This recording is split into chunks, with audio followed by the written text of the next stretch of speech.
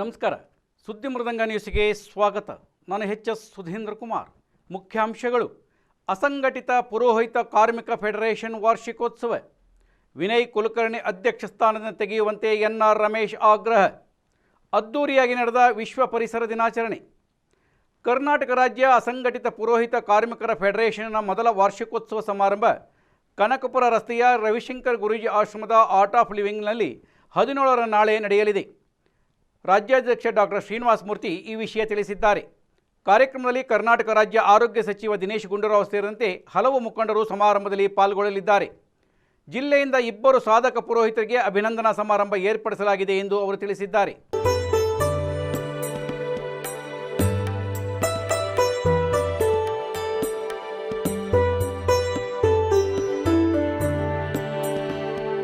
ರಾಜ್ಯದ ಎಲ್ಲ ಜಿಲ್ಲೆಯ ಅರ್ಚಕರು ಹಾಗೂ ಪುರೋಹಿತರು ಹಾಗೂ ಅಡಿಗೆಯವರಿಗೆ ತಿಳಿಸುವುದೇನೆಂದರೆ, ದಿನಾಂಕ 17/6/2025 ಮಂಗಳವಾರ ದಿನ art of living Ravishankar Guruji ಅವರ ಆಶ್ರಮದಲ್ಲಿ ನಮ್ಮ ಸಂಸ್ಥೆಯ ಮೊದಲ ವರ್ಷದ ವಾರ್ಷಿಕೋತ್ಸವ ಕಾರ್ಯಕ್ರಮವನ್ನು ಮಾಡ್ತಾ ಇದ್ದೀವಿ.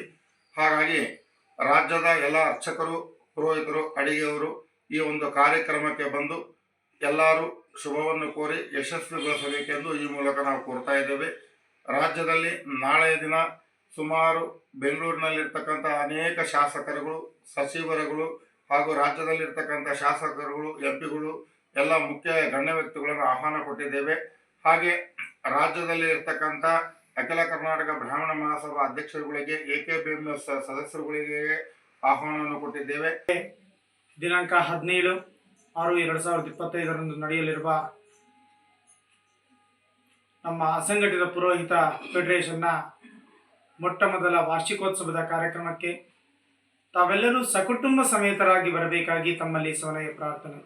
ವಿಶೇಷ ಏನು ಅಂತ ಹೇಳಿದ್ರೆ, ಇದು ಎಲ್ಲರ ಒಗ್ಗೂಟವನ್ನು ತೋರಿಸುವಂತಹ ಒಂದು ಸಂಸ್ಥೆಯಾಗಿರುವುದರಿಂದ ಎಲ್ಲ ತಮ್ಮ ಪ್ರೀತಿ ಪಾತ್ರರನ್ನು, ಕುಟುಂಬದವರನ್ನು, ಮನೆಯವರನ್ನು ಎಲ್ಲರನ್ನೂ ಕರೆದುಕೊಂಡು ಈ ಕಾರ್ಯಕ್ರಮಕ್ಕೆ ಬಂದು ಕಾರ್ಯಕ್ರಮವನ್ನು ಯಶಸ್ವಿಗೊಳಿಸಬೇಕಾಗಿ ತಮ್ಮಲ್ಲಿ ಸಲಹೆ ಪ್ರಾರ್ಥನೆ. ಅಖಿಲ ಭಾರತ ಅಸಂಘಟಿತ ಪುರೋಹಿತ ಕಾರ್ಮಿಕ ಫೆಡರೇಷನ್ನ ರಾಜ್ಯ ಕಾರ್ಯಾಧ್ಯಕ್ಷರು ಸತೀಶ್ ಸಿನ್ಹಾ ಅಂತೇಳಿ ತಾರೀಕು 17/6/2025 ಮಂಗಳವಾರ ಬೆಳಗ್ಗೆ 7:30ರಿಂದ ನಮ್ಮ ಈ ಒಂದು ಅಖಿಲ ಭಾರತ ಅಸಂಘಟಿತ ಪುರೋಹಿತ ಕಾರ್ಮಿಕ ಫೆಡರೇಷನ್ನ ರಾಜ್ಯ ಸಮಿತಿಯ ಪ್ರಥಮ ವರ್ಷದ ವಾರ್ಷಿಕೋತ್ಸವವನ್ನು ಶ್ರೀ ರವಿಶಂಕರ್ ಗುರೂಜಿ ಆಶ್ರಮ ಆರ್ಟ್ ಆಫ್ ಲಿವಿಂಗ್ ಉದಿಪಾಳ್ಯ ಕನಕಪುರ ಮುಖ್ಯ ರಸ್ತೆಯಲ್ಲಿ ಹಮ್ಮಿಕೊಂಡಿದ್ದು, ನಮ್ಮ ಪುರೋಹಿತ ಅರ್ಚಕ ಮಿತ್ರರು ಹಾಗೂ ಜೊತೆಗೆ ಅಡುಗೆಯ ಮಾಡ್ತಕ್ಕಂಥ ಎಲ್ಲ ಅಡುಗೆ ಕೆಲಸದವರು ಈ ಒಂದು ಕಾರ್ಯಕ್ರಮಕ್ಕೆ ಬಂದು ಈ ಕಾರ್ಯಕ್ರಮವನ್ನು ಯಶಸ್ವಿಗೊಳಿಸಬೇಕೆಂದು ತಮ್ಮಲ್ಲಿ ಕೇಳ್ಕೊಳ್ತಾ ಇದ್ದೇವೆ.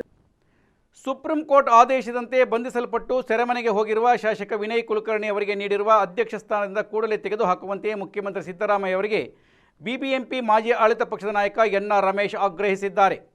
ಕರ್ನಾಟಕ ನಗರ ನೀರು ಸರಬರಾಜು ಮತ್ತು ಒಳಚರಂಡಿ ಮಂಡಳಿಯ ಅಧ್ಯಕ್ಷರಾಗಿರುವ ಧಾರವಾಡ ವಿಧಾನಸಭಾ ಕ್ಷೇತ್ರ ಶಾಸಕ ವಿನಯ್ ಕುಲಕರ್ಣಿ, ಜಿಲ್ಲಾ ಪಂಚಾಯತ್ ಸದಸ್ಯ ಯೋಗೇಶ್ ಗೌಡ ಅವರ ಕೊಲೆ ಪ್ರಕರಣದಲ್ಲಿ ಜಾಮೀನು ಪಡೆದು ಹೊರಗಡೆ ಇದ್ದವರನ್ನು ಸರ್ವೋಚ್ಚ ನ್ಯಾಯಾಲಯವು ಅವರ ಜಾಮೀನನ್ನು ರದ್ದುಗೊಳಿಸಿ ಕೂಡಲೇ 1 ವಾರದೊಳಗೆ ಸಿಬಿಐ ಪೊಲೀಸರ ಎದುರು ಶರಣಾಗುವಂತೆ ಆದೇಶ ಮಾಡಿದ್ದು, ಸರ್ವೋಚ್ಚ ನ್ಯಾಯಾಲಯದ ಆದೇಶದಂತೆ ವಿನಯ್ ಕುಲಕರ್ಣಿ ಅವರು 12/6/2025 ಗುರುವಾರದಂದು ಬೆಂಗಳೂರಿನ ಜನಪ್ರತಿನಿಧಿಗಳ ವಿಶೇಷ ನ್ಯಾಯಾಲಯಕ್ಕೆ ಹಾಜರಾದ ನಂತರ ನ್ಯಾಯಾಲಯವು ಅವರನ್ನು ಸಿಬಿಐ ವಶಕ್ಕೆ ನೀಡಿ ಆದೇಶ ಹೊರಡಿಸಿದೆ. ಈ ಹಿನ್ನೆಲೆಯಲ್ಲಿ ಶಾಸಕ ವಿನಯ್ ಕುಲಕರ್ಣಿ ಅವರಿಗೆ ರಾಜ್ಯ ಸರ್ಕಾರದ ವತಿಯಿಂದ ನೀಡಲಾಗಿದ್ದ ಕರ್ನಾಟಕ ನಗರ ನೀರು ಸರಬರಾಜು ಮತ್ತು ಒಳಚರಂಡಿ ಮಂಡಳಿಯ ಅಧ್ಯಕ್ಷ ಸ್ಥಾನಕ್ಕೆ ಅವರು ಕಾನೂನು ರೀತ್ಯ ಅರ್ಹರಾಗಿರುವುದಿಲ್ಲ. ವಿನಯ್ ಕುಲಕರ್ಣಿ ಅವರಿಗೆ ನೀಡಲಾಗಿದ್ದ ಸಂಪುಟ ದರ್ಜೆಯ ಸ್ಥಾನಮಾನವನ್ನು ಹೊಂದಿದ್ದ ಕರ್ನಾಟಕ ನಗರ ನೀರು ಸರಬರಾಜು ಮತ್ತು ಒಳಚರಂಡಿ ಮಂಡಳಿಯ ಅಧ್ಯಕ್ಷ ಸ್ಥಾನದಿಂದ ತೆಗೆದುಹಾಕುವ ಸಂಬಂಧ ಕೂಡಲೇ ಸೂಕ್ತ ನಿರ್ಣಯ ತೆಗೆದುಕೊಳ್ಳಬೇಕೆಂದು ಮುಖ್ಯಮಂತ್ರಿ ಸಿದ್ದರಾಮಯ್ಯನವರನ್ನ ಆಗ್ರಹಿಸಿದ್ದಾರೆ. ಅಲ್ಲದೆ ಕರ್ನಾಟಕ ನಗರ ನೀರು ಸರಬರಾಜು ಮತ್ತು ಒಳಚರಂಡಿ ಮಂಡಳಿಯಲ್ಲಿ ಬೃಹತ್ ಮಟ್ಟದ ಭ್ರಷ್ಟಾಚಾರ ನಡೆಯುತ್ತಿದ್ದು, ಈಗಾಗಲೇ ಕೇಂದ್ರ ಸರ್ಕಾರದ ಅಮೃತ್ ಯೋಜನೆ ಅಡಿಯಲ್ಲಿ 2023-24 ಮತ್ತು 2024-25 ಅವಧಿಯಲ್ಲಿ ಬಿಡುಗಡೆಯಾದ 17,000 ಕೋಟಿ ರೂಪಾಯಿಗಳಷ್ಟು ಬೃಹತ್ ಮೊತ್ತದ ಅನುದಾನವನ್ನು ಸಂಪೂರ್ಣವಾಗಿ ದುರ್ಬಳಕೆ ಮಾಡಿಕೊಂಡಿರುವ ಹಗರಣ ಬಯಲಾಗಿದ್ದು, ಸುಮಾರು 7,280 ಪುಟಗಳ ದಾಖಲೆಗಳ ಸಹಿತ ನಾನು ನೀಡಿದ್ದ ದೂರಿನ ಅನ್ವಯ ಜಾರಿ ನಿರ್ದೇಶನಾಲಯವು ಪ್ರಕರಣವನ್ನು ದಾಖಲಿಸಿಕೊಂಡು ಈ ಹಗರಣದ ತನಿಖೆ ನಡೆಸುತ್ತಿದೆ.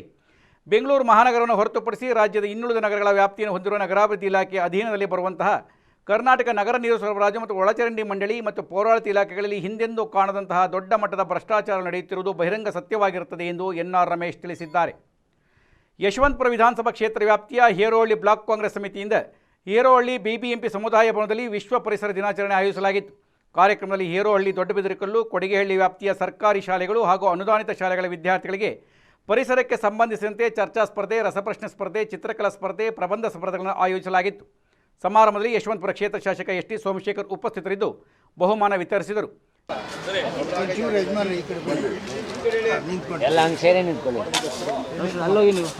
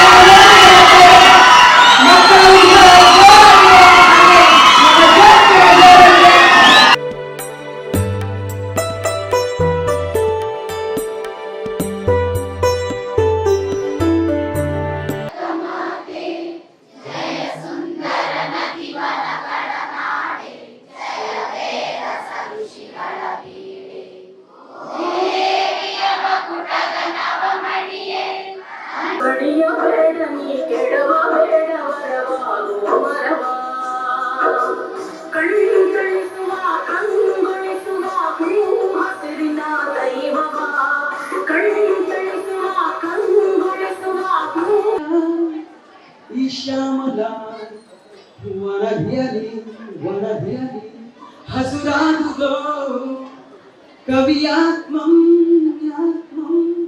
ರಸಾಪಾನ ಸ್ನಾನದಲ್ಲಿ ಹಸುರಾಗಸ, ಹಸುರು ಮುಗಿಲು, ಹಸುರು ಗದ್ದೆಯ ಬಯಲು, ಹಸುರಿನ ಮಲೆ, ಹಸಿರು ಕಣಿವೆ, ಹಸಿರು ಸಂಜೆ ಬಿಸಿಲು, ಅಶ್ವೀಜತ. ನಾನು ವಿವೇಕ ವಿದ್ಯಾಲಯ ಅನುದಾನಿತ ಪ್ರೌಢಶಾಲೆಯಿಂದ 10ನೇ ತರಗತಿಯಲ್ಲಿ ವ್ಯಾಸಂಗ ಮಾಡುತ್ತಿದ್ದೇನೆ. ನಾನು ಇಂದು ಹೇಳುತ್ತಿರುವ ವಿಷಯ ಜಾಗತೀಕರಣದ ಬಗ್ಗೆ. ಜಾಗತೀಕರಣ ಎಂದರೆ ಮೊದಲು ತಿಳ್ಕೋಬೇಕು. ಜಾಗತೀಕರಣ ಅಂದರೆ ವಿಶ್ವದ ಅನೇಕ ದೇಶಗಳು ಆರ್ಥಿಕವಾಗಿ, ಸಾಮಾಜಿಕವಾಗಿ ಹಾಗೂ ರಾಜಕೀಯವಾಗಿ ಮತ್ತು ಸಾಂಸ್ಕೃತಿಕವಾಗಿ ಸಂಪರ್ಕ ಸಾಧಿಸುವ ಸಾಧನ. ನಾನು ಏನು ಅಂತ ಗೊತ್ತಿರಬೇಕು. ಜಾಗತೀಕರಣ ಅಂದ್ರೆ ವಿಶ್ವದ ಎಲ್ಲಾ ದೇಶಗಳು ಆರ್ಥಿಕವಾಗಿ, ಸಾಮಾಜಿಕವಾಗಿ, ರಾಜಕೀಯವಾಗಿ ಹಾಗೂ ಸಾಂಸ್ಕೃತಿಕವಾಗಿ ಪರಸ್ಪರ ಸಂಪರ್ಕ ನಡೆಸುವ ಪ್ರಕ್ರಿಯೆಯಾಗಿದೆ. ಇದು ಈಗಿನ ಜನರೇಷನ್ ಅಲ್ಲಿ ಅನಿವಾರ್ಯವಾಗಿದ್ದು ಇದು ಏನು ಅಂದ್ರೆ ಮೊದಲನೆಯದಾಗಿ ಆರ್ಥಿಕತೆಯ ಬಗ್ಗೆ ನೋಡೋದಾದ್ರೆ ಎಷ್ಟೋ ಬೇರೆ ದೇಶದಿಂದ ಬಂದಿರುವ ಕಂಪನಿಗಳು ನಮ್ಮ ದೇಶಕ್ಕೆ ಲಾಭ ಮಾಡ್ಕೊಳ್ಳೋದಕ್ಕೆ ಅಂತ ಅಲ್ಲಿಂದ ಇಲ್ಲಿ ಬರ್ತಾರೆ. ನಾವೇನ್ ಮಾಡ್ತೀವಿ, ಚೆನ್ನಾಗೈತೆ. ಜಾಗತೀಕರಣವು ಮನುಕುಲದ ಅಭಿವೃದ್ಧಿಗೆ ಪೂರಕವಾಗಿದೆ ಎಂಬ ವಿಚಾರವನ್ನ ಕುರಿತು ಮಾತನಾಡಲು ಇಚ್ಛಿಸುತ್ತೇನೆ. ಈ ಜಾಗತೀಕರಣವು ಯಾವುದೇ ತಂತ್ರಜ್ಞಾನವನ್ನ ವಿಶ್ವದಾದ್ಯಂತ ಹರಡಲು ಸಹಾಯಕವಾಗಿದೆ. ಯಾವುದೇ ತಂತ್ರಜ್ಞಾನವನ್ನು ವಿಶ್ವದ ಅವರ ಆರೋಗ್ಯವನ್ನು ನೋಡಿದರೆ, ಇಂದಿನ ಜನರ ಆರೋಗ್ಯವನ್ನು ನೋಡಿದರೆ ನಾವು ತಿಳಿಯಬಹುದು ಎಷ್ಟು ವ್ಯತ್ಯಾಸವಿದೆ ಅಂತ. ನಮ್ಮ ಇಂದಿನ ಕಾಲದಲ್ಲಿ ನಮ್ಮ ಪೂರ್ವಜರು ದವಸ, ಧಾನ್ಯ, ಹಣ್ಣು ಹಂಪಲು ಎಲ್ಲವನ್ನು ತಿನ್ನುತ್ತಿದ್ದರು. ಆದ್ರೆ ಈಗ ಫಾಸ್ಟ್ ಫುಡ್ ವಿದೇಶಿ ಆಹಾರಗಳನ್ನು ತಿನ್ನುತ್ತಾ ಅವರ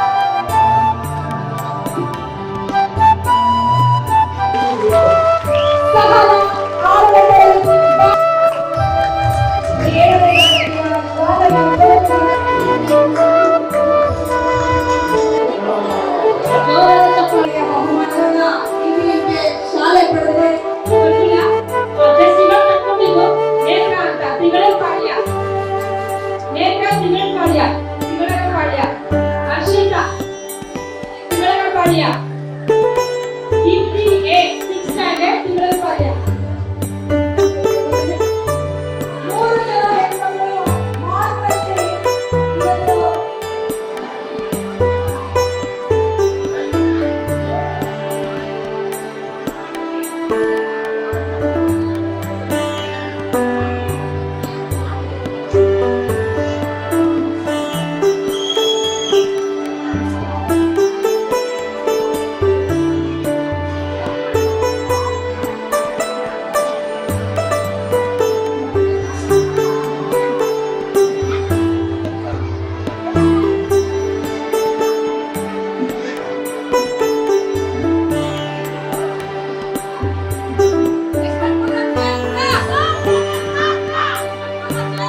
ಹೇರೋಹಳ್ಳಿ ಮಹಿಳಾ ಕಾಂಗ್ರೆಸ್ ಅಧ್ಯಕ್ಷೆ ಸುಮಾ ಜನಾರ್ದನ್, ಮುಖಂಡರಾದ ಶ್ರೀಧರ್ ಸೇರಿದಂತೆ ಹಲವರು ಉಪಸ್ಥಿತರಿದ್ದರು.